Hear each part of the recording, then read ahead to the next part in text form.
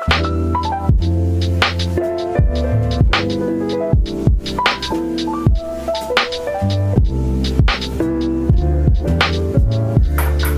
just going through chapter one, I already knew it, but this man is an absolute treasure. Absolute Yeah, treasure. that's why. And I know you'll probably wonder why I get so upset at certain things. But when I hear people call Cornel West an intellectual, Yes, yes. it just Please. it gets under my skin because Yes. Amos Wilson would destroy Cornel West in a fucking debate.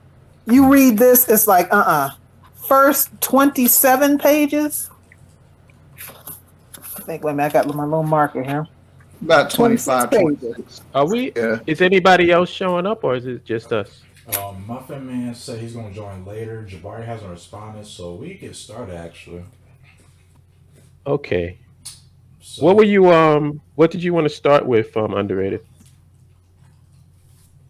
So, first off, we kind of covered a little bit, basically, based on what is our reaction to reading the first chapter. Pretty much seemed eye-opening to a lot of us, or very informative. But we could start talking about the foreword, since that was one of the assignments. What did you guys summarize basically from what Amos Wilson was saying in his foreword? I'll go first, where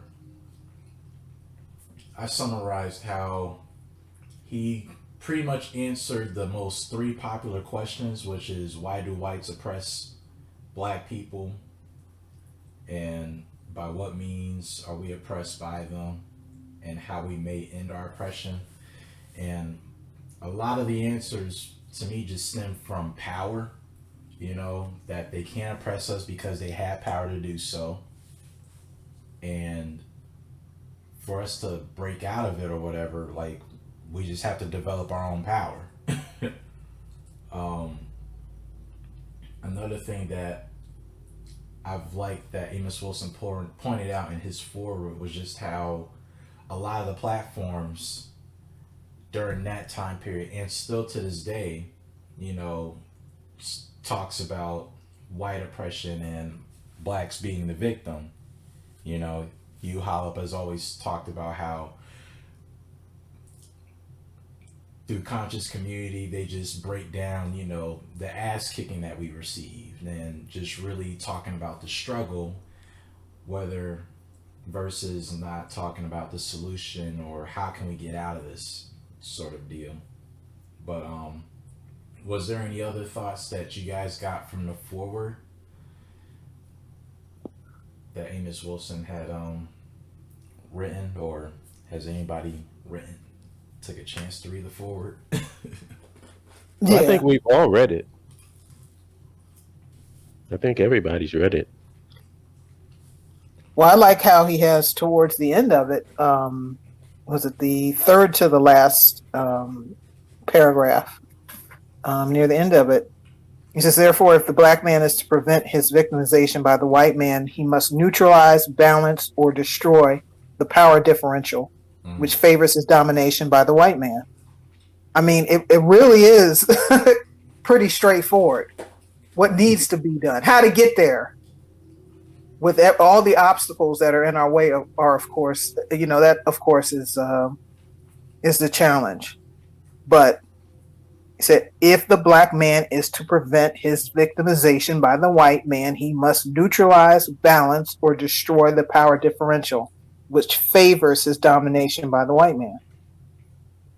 And we must study the black man, the African race must study power, its sources, its acquisition, its increase, its preservation, and its application to the successful achievement of his liberation from white oppression, and to enhance his autonomous quality of life.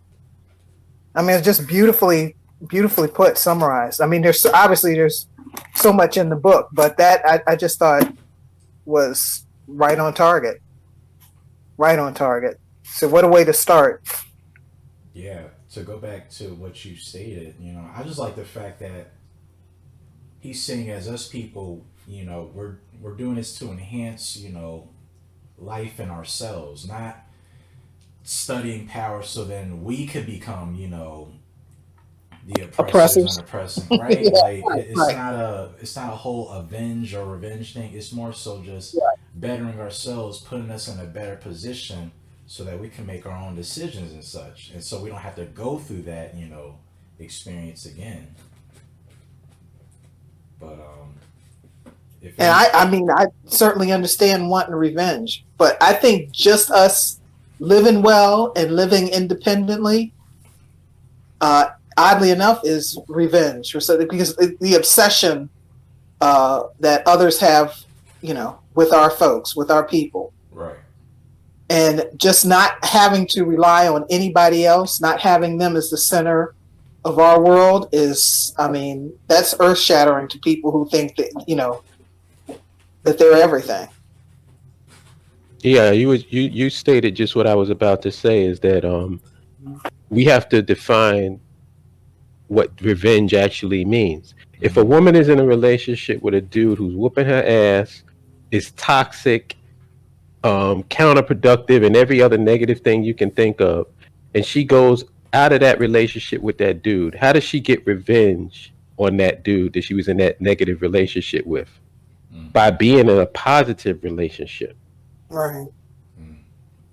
That's right. So it's not about doing anything to him. It's about her correcting, like being in a situation where she's thriving now. That's the ultimate revenge. Right. She doesn't have to go get a gun and kill him. She doesn't have to go and try to fuck his life up. She doesn't have to even be bothered with that nigga. And she could get revenge on him simply by her bettering herself and her life. And it's the same thing with us. Yeah, the focus should be us, not revenge. That if Right. some, yeah, not that. Now, some things happen where you can Yeah. get back at some folks. Well, okay, but that's not the focus.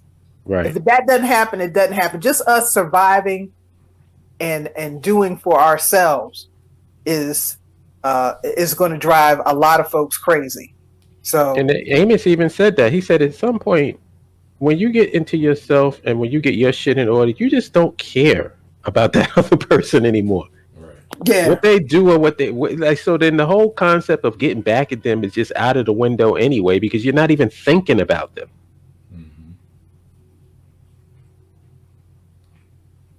So that's what underrated said at the beginning is the basic point. And as you can see, like, this is why I tell everybody all the time, it's like I'm a conglomeration of everybody that came before me. So you can see a lot of the stuff in me and where I get it from. mm-hmm. Because Mm-hmm. Amos Wilson is very direct and to the point. He doesn't have a whole lot of flowery shit. Mm. Yeah, lays it out straight. And I wanted to read something that stood out to me in this first chapter, if that's okay. Yeah, we could transition to the first chapter. Absolutely. It's on page 13. Um, and the paragraph reads, "The long history of white American domination of black Americans, which has been enforced and reinforced by the use of physical force and violence, psychic violence and coercive power, has in effect convinced the majority of blacks that whites are invincible. Moreover, this history has undermined the self-confidence of most blacks, narrowed their vision of their possibilities and power, restricted their aspirations to the narrow confines of racial accommodation and assimilation, to being the paternalistic recipients of white sympathy rather than expanding their aspirations to include the overcoming of white power and achieving full, unfettered self-liberation. The unending maintenance of this self-defeating state of mind in blacks is the fundamental objective of white power and the keystone upon which the infrastructural facade of white power rests." Where's the drop the mic sound thing? I love it. I literally in pencil, I marked up a little bit of the book already. And I have that entire, the two Exactly. paragraphs. Two Because it paragraphs. stands out. It stands Yep. out. That right Yep. there is the ultimate explanation of the Black Power American and the Yep. militant integrationists. They've been so thoroughly defeated mentally that the concept of them having their own, they're not even thinking about. All they're thinking about is how can I be involved in this white man system and do the best that I can. That's right. And that right there breaks it down.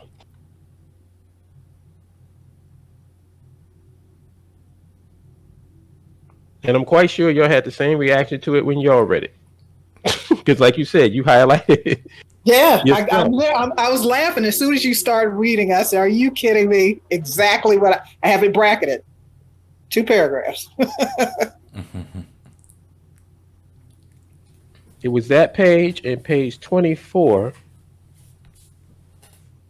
The subordination of people of color is functional to the operation of American society as we know it, and the color of one's skin is a primary determinant of people's position in the social power structure. Racism is a structural relationship based on the subordination of one racial group by another. Given this perspective, the determining feature of race relations is not prejudice towards blacks, but rather the superior position of whites and the institutions, ideological as well as structural, which maintain it. Drop the mic. I try to do it, but it won't allow me Entire to. chapter. That's on Incredible. page 24. 24, right. That's the whole thing about infrastructure.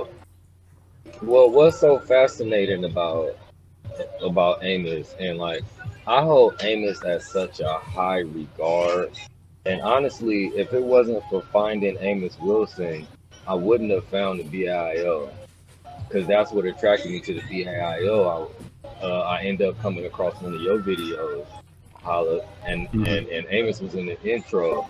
And the thing about Amos Wilson is that so many people sleep on him. Like, they don't even mention Amos Wilson like he's not a god. And I heard that, and I was immediately like, somebody know what's up. And then obviously I heard about the BAIO, and it didn't take any convincing me that this was the way to go. But back to Amos though, I don't even remember how I found him, but once I heard this brother, I was like, dude, this dude is a monster. And reading him is different. It's like listening to his lectures or whatnot. You hear him, but reading him, it's like he's a rapper. And instead of freestyling, it's seriously though, feel me. It's like he's a really good rapper who's a freestyle master, but who also could write one of the best songs. So everything he does is just genius. So when like listening to him, it's like I'm hearing the freestyle rap, like, oh, dude, it's nice. Reading his words, it's like every sentence is a fucking bar. Like every sentence is like just a metaphorical bar that nobody could mess with. Like it just embarrasses everybody else, makes people not even want to rap. So literally, like I have my highlighter and I just kept highlighting. I'm like, this is stupid. I won't even read it. I'll just be highlighting all this stuff. Yeah, we can have these long discussions about. You know what I'm saying? It's like literally bar. Everything he's saying is just a bar, and it's like, and the fact that he's not held at such the level that he deserves almost irritates me. Like when people talk about our quote unquote heroes, our revolutionaries, it's like, bruh, do you? And they literally don't even know who Amos Wilson is. It's like, this dude is so special, such a special dude, man. Seriously, such a special dude. And like I said, man, like, could you imagine sitting in an audience and hearing him for the first time? I cannot. I'm so jealous of that. Like, I know the lecture you said you was at. I remember watching it, and then I think like, this dude was here. I don't even like you no more. And I didn't. And the funny part about it was, I didn't know. Like, we got there, right, and I remember that night vividly because it was me and Mac, and my cousin, and it was cold as fuck in New York. The heat was out in the Slave Theater. So we were sitting up there with boots on and big ass coats and stuff. And, we was used to listening to Khalid and a lot of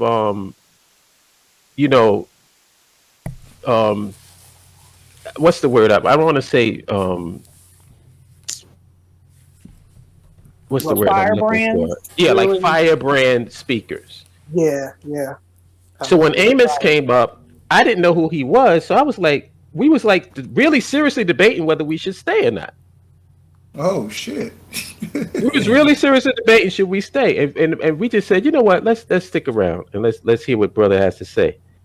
And to this day, if it had not been for me listening to that lecture, there's no way in hell I would be Mr. Holipsism. Because it changed my whole perspective on everything. When I heard him, and that's the reason why I play that part at the beginning of every one of my videos, because that was the part that was my aha moment. Like, I heard everything that he said, and I heard the entire lecture was fire, but it was that particular phrase that made me go, "Oh shit!" And I got it. It's like when it's sort of like I compare it to like if anybody ever ran track and you ever experienced runner's high. Oh yeah. The best way I can explain runner's high is this: when you first start running, shit starts hurting. Your ankles hurt, your calves hurt, your legs hurt, your fucking heart feels like it's beating out of its chest Yes, because indeed. your body is getting used to the motion of your running. At some point, all the pain stops and you're just running. You can actually speed up running, slow down running, and it doesn't affect you. Like you don't get out of breath. Your heart rate doesn't, feel like it's beating. Everything is in sync. That's how it felt when I heard him say that to me. So I consider it like if I was to use that as a metaphor, all of the knowledge and all of the stuff and all of the lectures and all of the speeches that I heard was me running and going through those pains. And when I heard Amos Wilson, it was runner's high.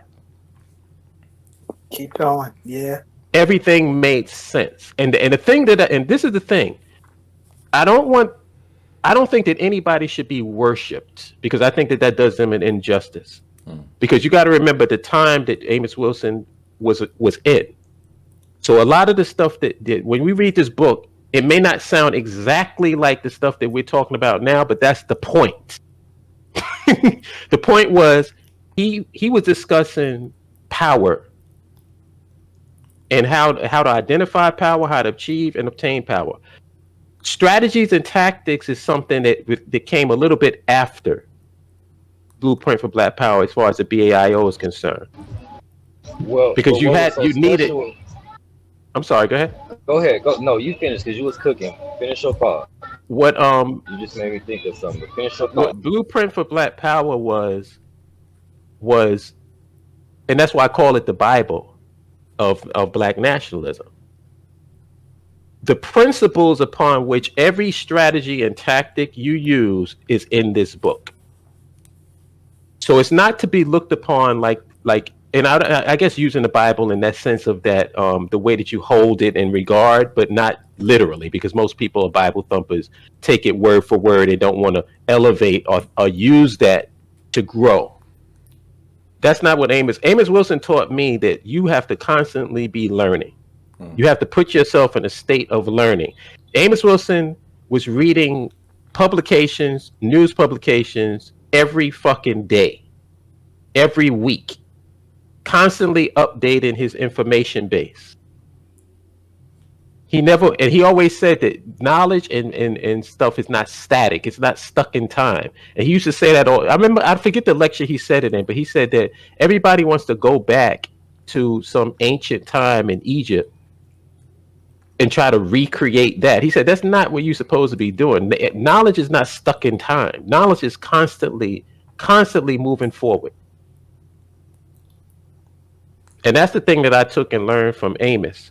So it's like, that's why when we read this book, it's not about copying and mimicking everything that's said in the book word for word. It's about using those things as principles to help you informing your strategies and tactics. If that makes any sense. It does. It makes perfect sense. So, what did y'all think when Amos Wilson was going in depth on the types of power Uh, I want to ask, which type of power stood out to you the most, and to follow up with that, which type of power do you think should be applied within the BAIO or within Liberia once everything's been established? So the first question is, which type of power stood out to you the most personally, and the second one is, which one do you think should be applied? Oh, good, oh, excellent.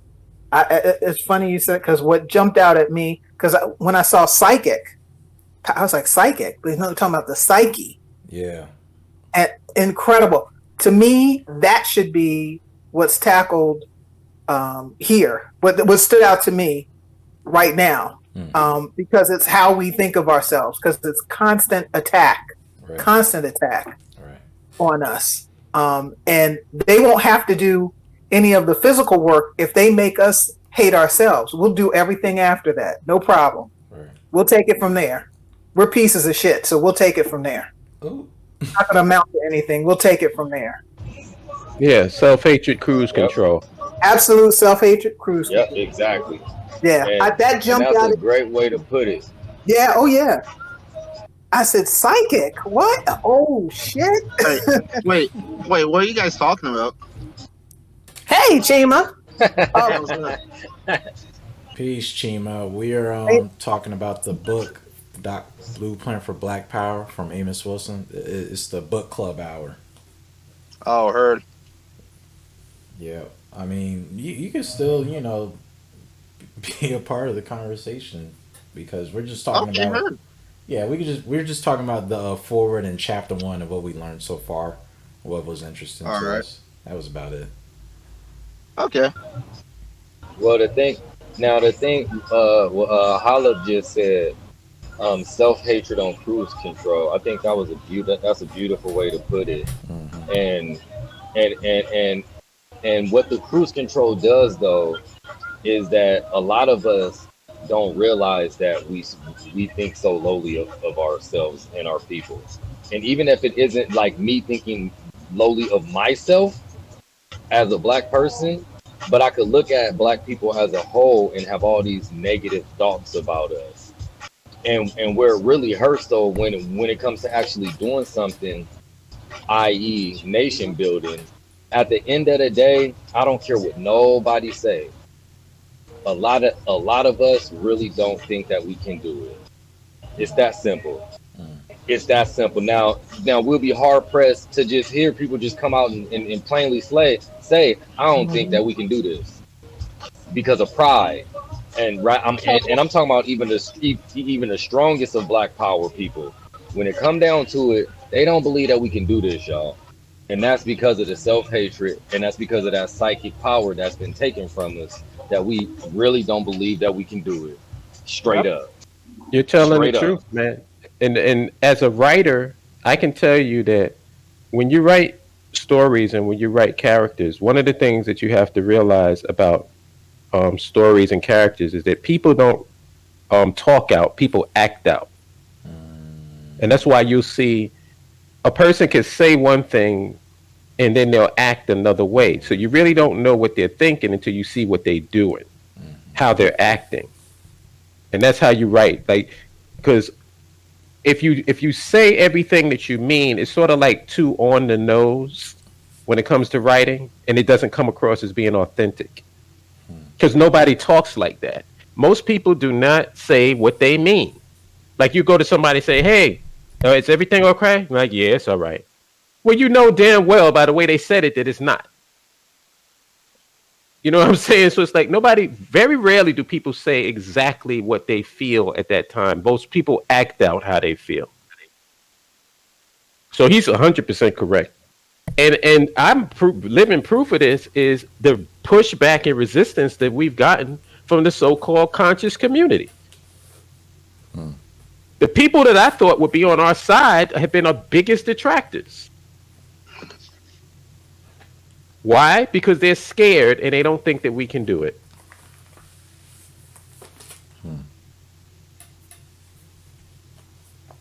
He's 100% correct.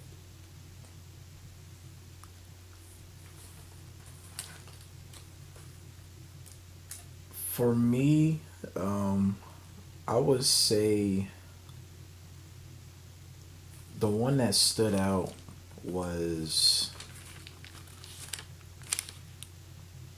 which power was it?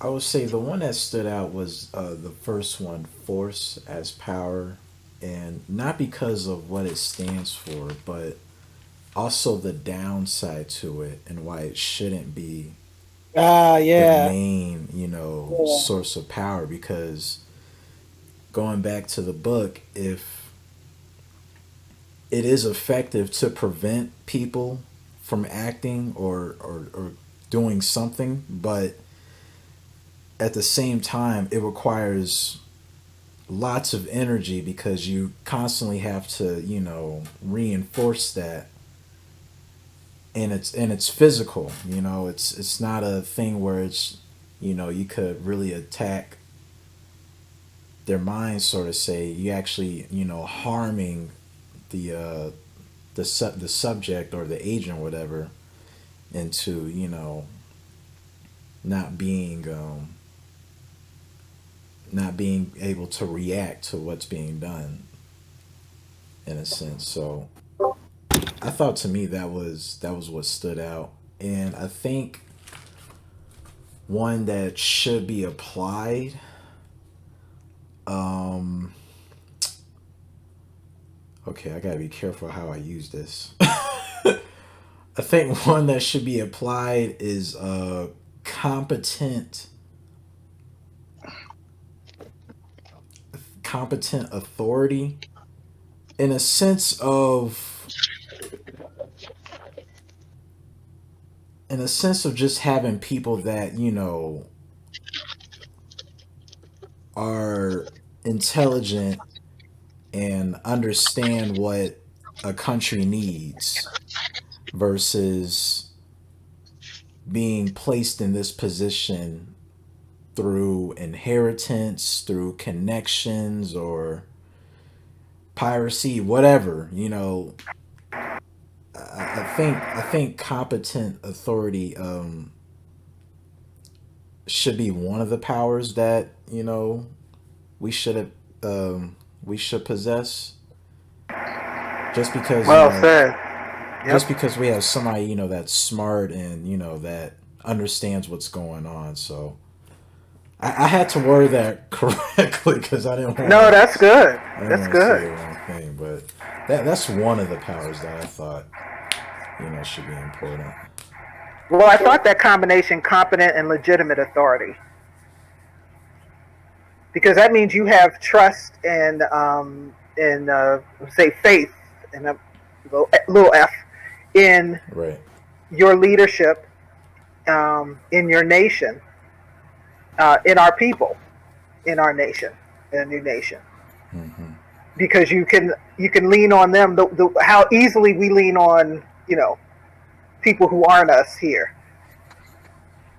and expect things to keep moving, and that comfort level, when we shouldn't have that. But yeah, I think that's an excellent one for a new nation. So yeah, competent and legitimate authority, power. That's power. I Actually, was go ahead. No, go ahead, son. okay. Shit, I was gonna say influence. As far as Liberia, we don't have anything else. We can use that. Okay. Okay. Yeah, Yeah, I'm a slow Southern. what I was Go gonna ahead. say, what I was gonna say is that not any one stood out to me. I think they're all needed.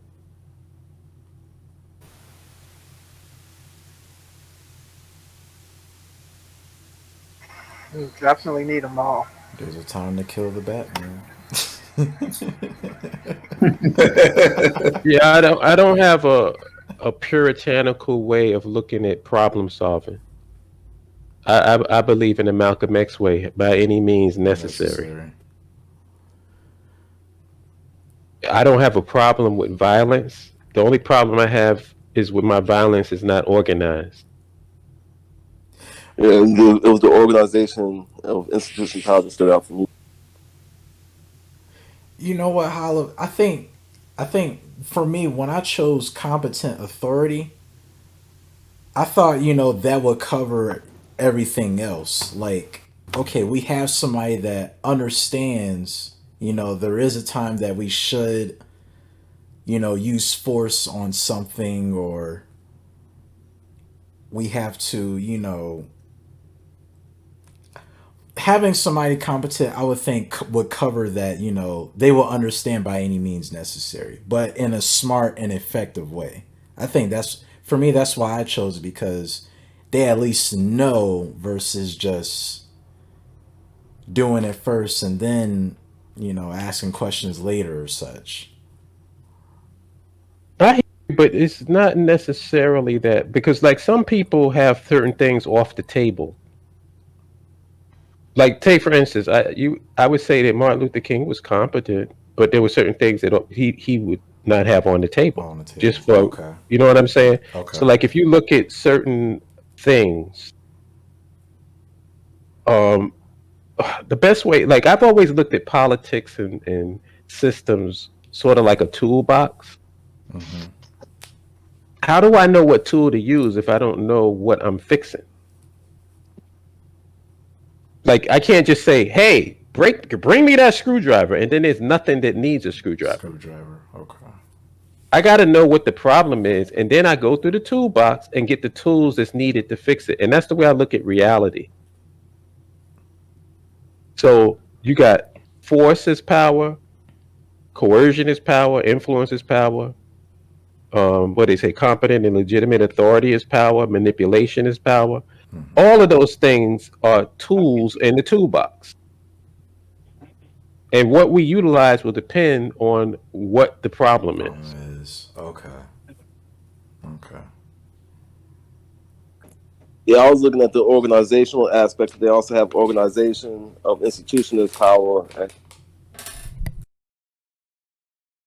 Right. and networks as power.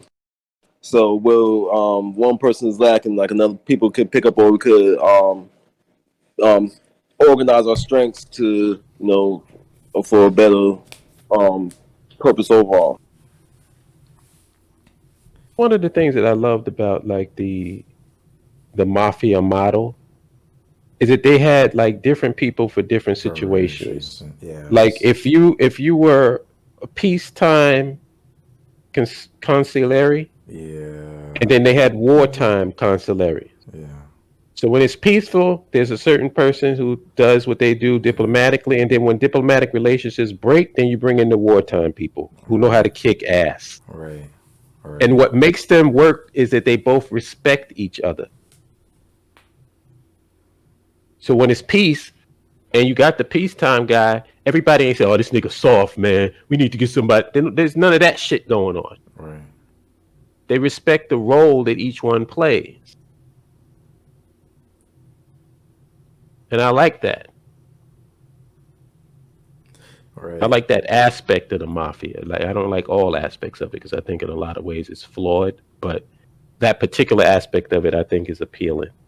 Yeah, and it goes back to the beginning of chapter one when Amos Wilson talks about what is power. And I like one of the things that he said, because I put it down in my notes, was power is a chameleon. It takes on the texture of its environment. So Right. pretty much adds on to what you're saying. We have the toolbox and we only use it for whatever situation we're trying to solve or figure out here. So we have to be a chameleon, and adjust. And another thing I have to point out about that mafia thing is that I like the way they use their secession system, because remember Hope when you said like they have everyone has like a different role and such. Mm-hmm. the person in that current role has to teach someone else how to fill that role just in case he gets knocked off. That way, Right. if he gets knocked off, there's someone to take his place. Right. Right. Because with our movements, like one person gets knocked off and the whole movement falls apart. Right. It's the same thing with the American government. The American president could be killed and everybody will be sad about it, but the government doesn't stop. The country doesn't stop. The nation keeps going forward because there's somebody else to take its place. They have a national day of mourning and they move the fuck on. It shouldn't be like I said, that's the one situation with Rwanda that is something that is a legitimate concern. If Paul Kagame is not in power, what's going to happen to Rwanda? That's a legitimate concern. It absolutely is. Yeah. And I love Rwanda. I love it, but it's no way that I can't say that that's not true. If somebody has reservations about Rwanda based on that, I can't just say that they're a clown. They don't know what they're talking about. It's a legitimate thing because if you're going to make a move to a country, how confident are you going to be that if that president is gone, that the next person ain't going to be a fucking dictator and snatch your fucking resources? Yep. And this is the reason why I don't believe in dictatorships, ultimately. I understand why that was needed, but I even think that Kagame understands why it was needed. But you know that if you're going to have a sustainable nation, that you can't have it based on that. Because what that means is that every time the power changes, the country's going to change. And it's not supposed to be like that. The person in power is basically a maintenance guy. That's what he should be. The maintenance guy. He's the super of the nation. Make sure that everything's working properly and whatever, and if any issues, and he deals with them. That's what his job is. Yeah. So How does China work their politics? Because they don't really have elections. They're basically a dictatorship, and they seem to be doing okay, doing good right now. who? China. Oh, well, China, man, China's been China. You know what the funny thing about China? China is like everybody says that China is communist, and I guess so in certain aspects of it. But you can't get more capitalistic than China is. When you really think about it, they are extremely capitalistic. Right. I was hearing an interview that capitalism isn't necessarily a political thing. It's a economic thing. Yeah. Because had they not embraced capitalism in their economics, I doubt if they would be in the position that they are in right now.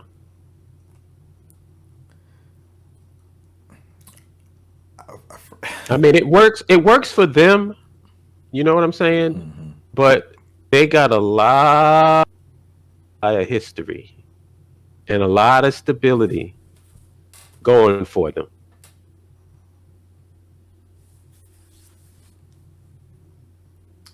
But I'm pretty open to systems of government. My whole thing is what works and what doesn't.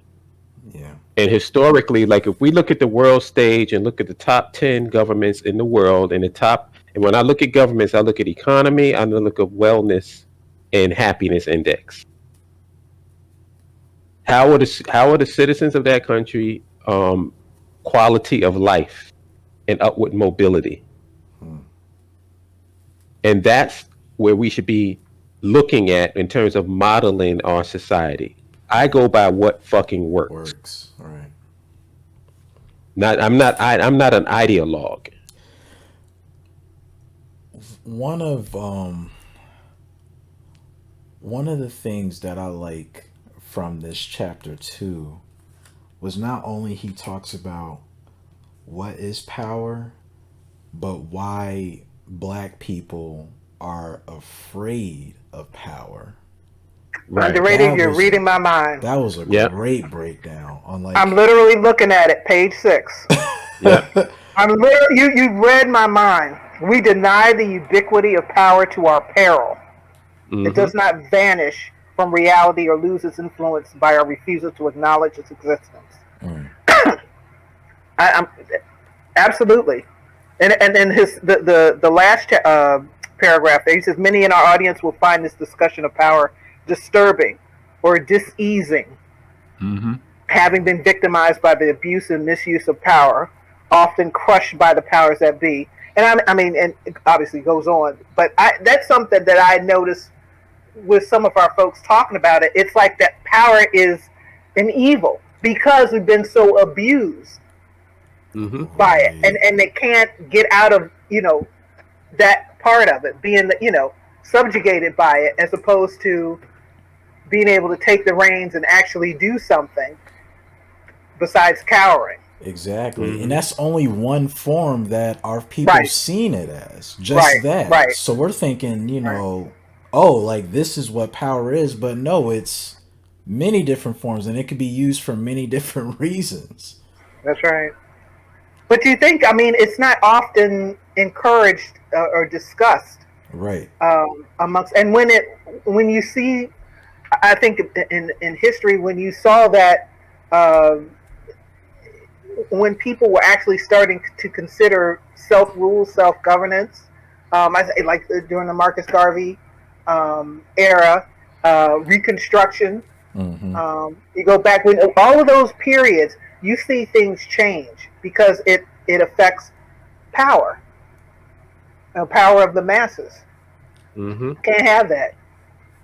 And so you start with that critical thinking immediately turns, whether it's okay, now we'll do public education and being able to shape, you know, the curriculum and the ways of thinking.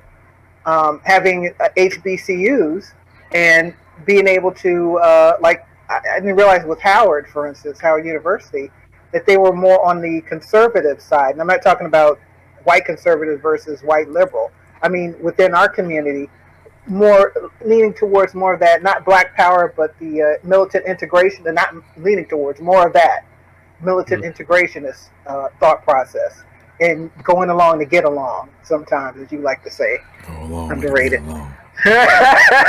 They want to bring that up, but Yeah. whenever there's that, you know, that discussion of power, so many people want to cower from that because it's equated to abuse and subjugation. Right. And And I can't do. I don't want to. I can't do what they did. You know, I won't do that to another person. I won't be a black supremacist. That type of just right, talk. right. And it all goes back to the forward, as he said, we have to study that because Yes, if yes, not, yes, then we're going to remain in this state of thinking, yes. it's evil. We're going to shy away from it and we're not going to go anywhere. It's never going hmm to be developed and organized. We're not going to know the different forms of power and the different types and such. And it's vice versa deal because all it's not evil. It's just Right, what you right. do with it. But he's encouraging at least first start thinking about it. Listen, because you got plenty of Right. people who haven't. Again, we're in popular culture with our folks. Is that something that's on the forefront and discussed? It was in the '70s. I'll say that too. Like our public station here that was for Howard University. They had a lot, like with Listerville, Middleton. I saw Dr. Amos Wilson, Dr. Francis Cress Wells. Like, there was with Black thought, Black psychologists, Black doctors, Mm-hmm. intellectuals. There was, I mean, an active discussion, and you saw them, and on local stations. I mean, there was that engagement, active. But what's now? You know, the clowns that you see out there now, on social media. World of difference. Right.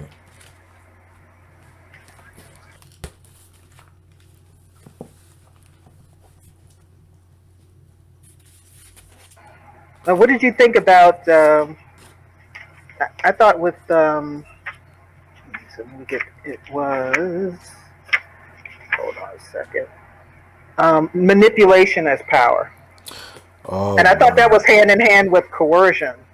And I see there's I guess a little bit of a difference because I was kind of putting those two together: Yeah. So coercion and manipulation. you know what? That's a question that I wanted to ask because what I got from coercion was that's the type of power that you know you're bluffing or pretending to have, Yeah, yeah.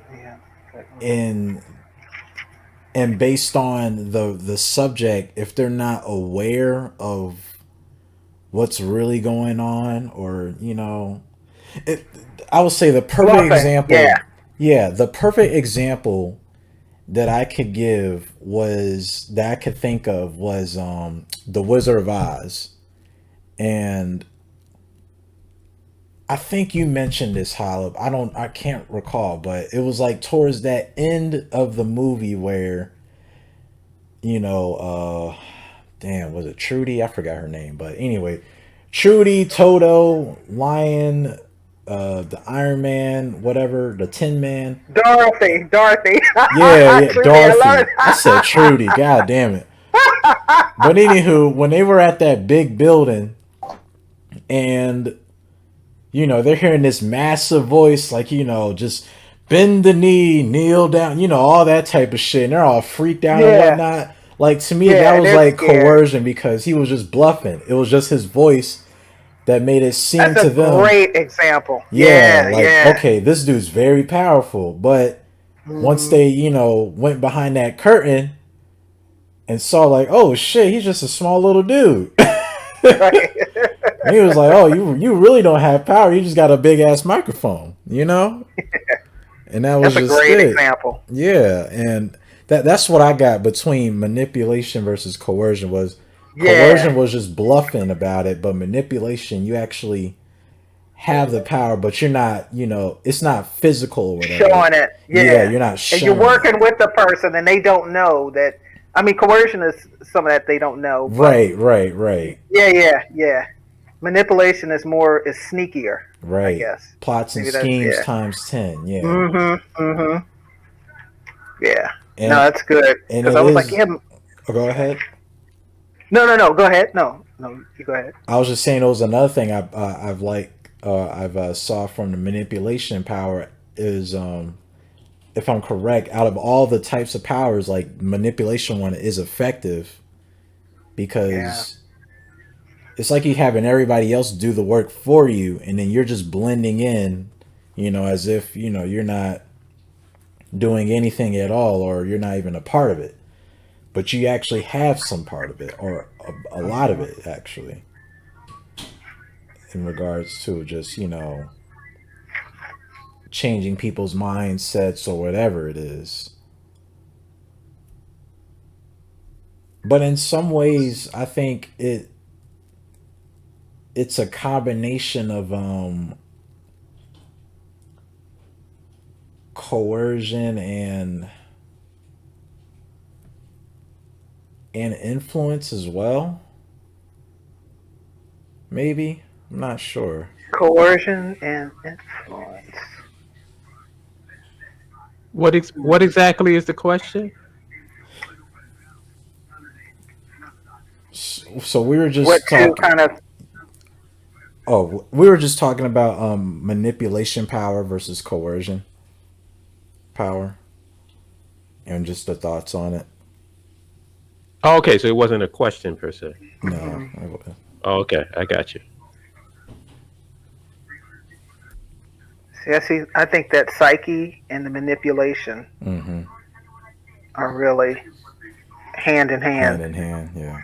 Yeah, the psyche convincing, all of these different ways of convincing us that we ain't nothing, and manipulation doing things to keep that energy going. Right. Right. Yeah, this first chapter was, boy, gets you jumping into it immediately.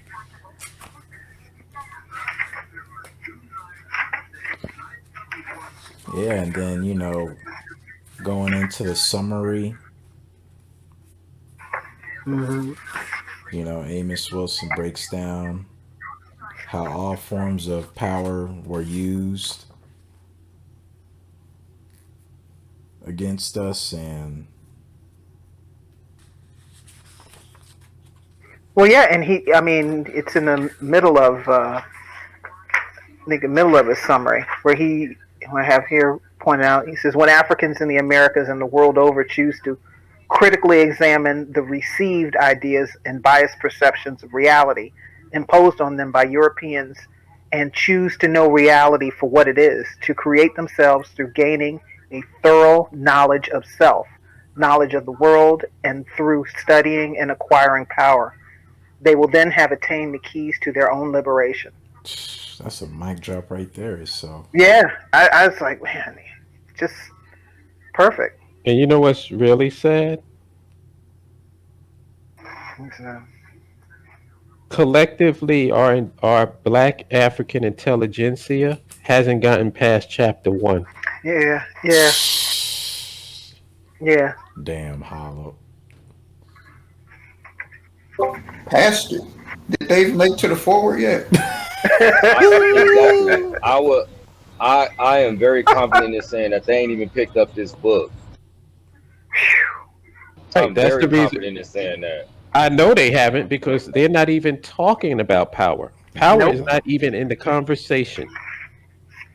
It's the best way to get contracts for minority Set asides. set asides. Yeah, that's Like the dude said in that video, he wants to be on the same level as Native Americans here in America. amazing. Yeah, yeah. I was like, my mouth dropped when he said that. Just stupid. Literally That's stupid. that's the end game, really. Horrific. Horrific. Yeah, like, oh yeah, I remember he was like, you see, you know how they have their little reservations and their little casinos and all that? We should have that. Wow. Set asides, which gets back to page 13 in that section that I read. It's embarrassing. And it's like what Jamoja said. I don't even bother with a highlighter for this book because my book would just be all highlighted up for no reason. Yeah. I think I've got something written on each page here. Yeah, you're gonna on every page. I was like, oh, look at this. Oh, look at this. Yeah. Yeah, I don't have the blueprint for Black Power, so I'm just observing everything y'all saying. Is there any way we can get that? Didn't somebody say they had like a digital copy or something? Who was it that said that? I remember somebody said that. It might have been Muffin Man. Might have been Brian. No, I thought I had one, but I Oh. I thought I had one because I got years ago. I got man, I'm talking about dozens and dozens and dozens. It literally could be hundreds of Black Power and revolutionary books sent to a drive, and I didn't see it on there though. I swear I had it, but I couldn't find it in my Google Drive. Okay.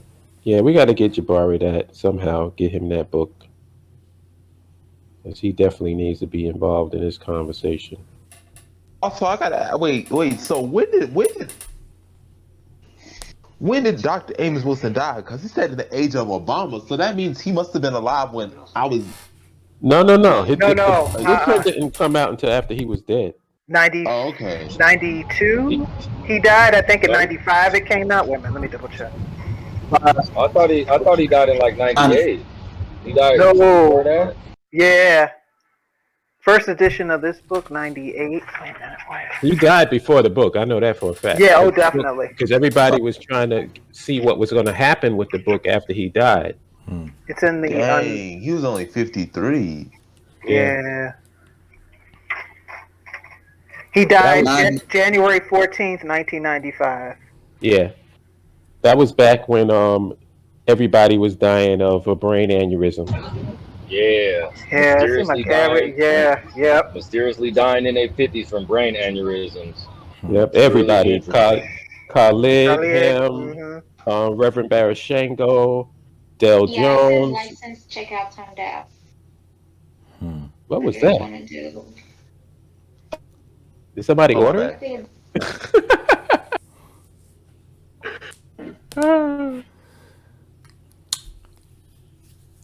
All right. Well, is there any more thoughts on the chapter, the forward? I Before think we covered it. think we're I all think we good. definitely covered it. Yeah, I'm looking forward to reading to getting back into it because I opened it up, read, started reading it, and then I got busy doing all kind of other stuff. But this gonna motivate me to stay in it. So I'm glad we chose this book.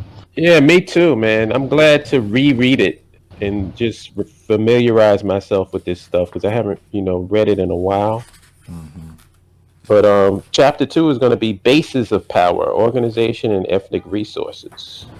So I'm talking about the dude is so special.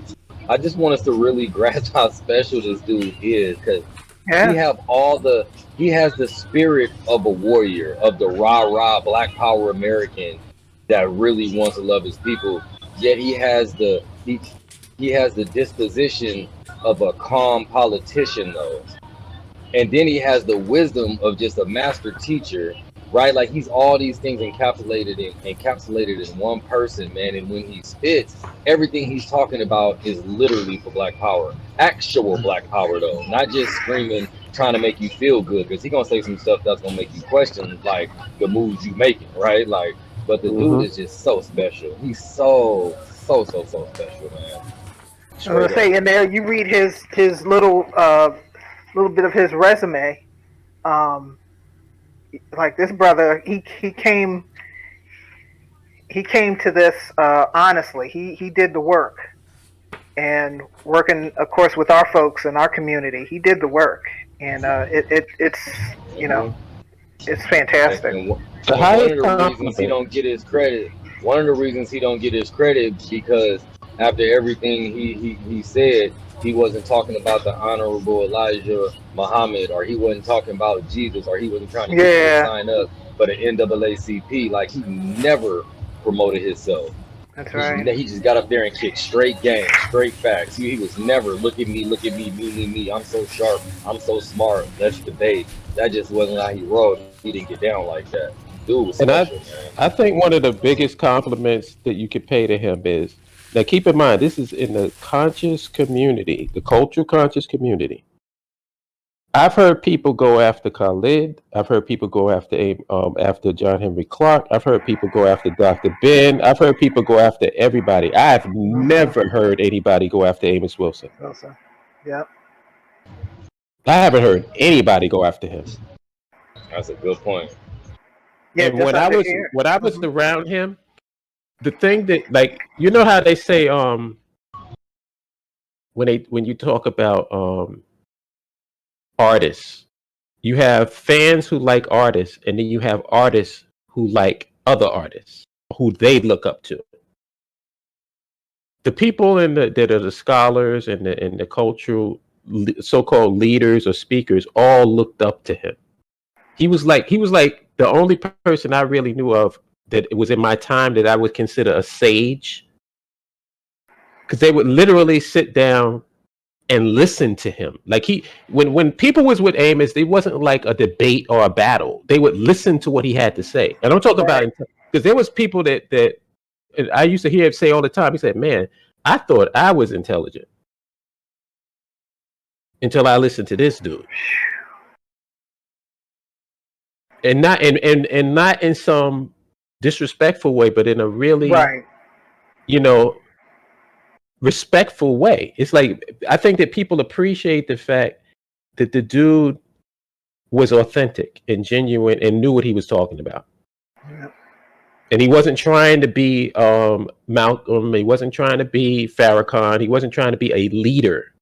He was at heart a teacher, like what Umoja said. Hmm. Hmm. He's used to being in a classroom. That's what his thing was. It wasn't about being some charismatic leader.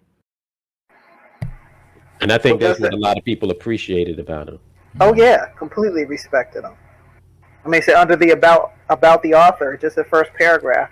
Professor Amos N. Wilson is a former social caseworker, supervising probation officer, psychological counselor, training administrator in New York City Department of Juvenile Justice, and assistant professor of psychology at the City University of New York. He went to Morehouse too, my father's school. Yeah. Migrated to New York, where he mastered at Fordham and the New School for Social Research. I mean, it's incredible. Everything that you just stated is the reason why he had to go, because he wasn't out there. He was unblameable. You couldn't pin no crime on him. You couldn't say, oh, we got him for taxes. Oh, there was nothing to discredit his name for. And once they knew that this book was coming out, he got to go, because we can't have him on talk shows speaking about this book. Well, you know what the funny part is? You know what the irony of the whole thing is? That he ain't went nowhere. You can try. They tried to get rid of him. It ain't fucking work. Because if it wasn't for him, there wouldn't be no BAIO. So he didn't go anywhere. They try. It's like what did Garvey say? I have many more cubs in the bush. Oh, the Cubs. Yeah. Yes. Yep. It's ultimately what it's about. They can try to take this shit out. It's not gonna fucking work. The only way it'll work is if we just drop the fucking ball and give up. Just let the foot. And that would be the real disservice to his memory. Yeah. And that's why I said, man, that's one of the reasons why I've been, steadfast for all of these years, because I had a lot of people around me and a lot of people, and now and to y'all guys, I was standing by myself. Because in one way or another, motherfuckers just dropped out. Just dropped out.